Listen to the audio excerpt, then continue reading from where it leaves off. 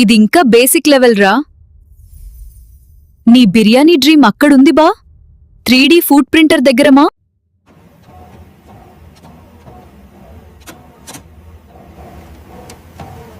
ఇది 3D printer, paper కాదు, food print చేస్తుంది.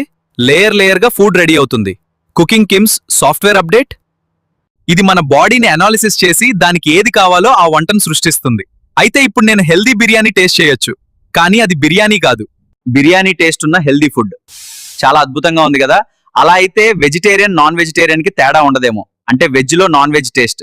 నేను ఒకసారి టేస్ట్ చేస్తాను. సూపర్, బిర్యానీ టేస్టే. అయ్యా బాబోయ్, ఇంక కుకింగ్ కూడా ప్రింట్ అవుతుందా? అంటే ఫ్యూచర్లో గ్యాస్ బిల్ ప్రాబ్లం సాల్వ్ అయినట్టే. ఇప్పుడు మెయిన్ ట్విస్ట్ ఏంటంటే బావు, మనకి బిర్యానీ చేయటం రాదు అనుకోండి.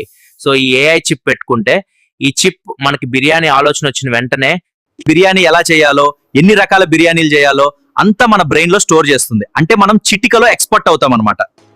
డాటా స్టోర్ అవుతుందిరా, కానీ టేస్ట్ మాత్రం నీ చేతిలోనే ఉంటుందియా. అది స్పాయిల్ అయితే ఏఐని బ్లేమ్ చేయకుమా.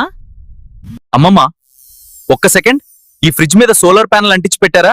లేదా ఫ్రిడ్జ్ స్కిన్నే ఎలక్ట్రిసిటీ జనరేట్ చేస్తుందా? కరెంట్ బిల్ బై బై అన్నమాట.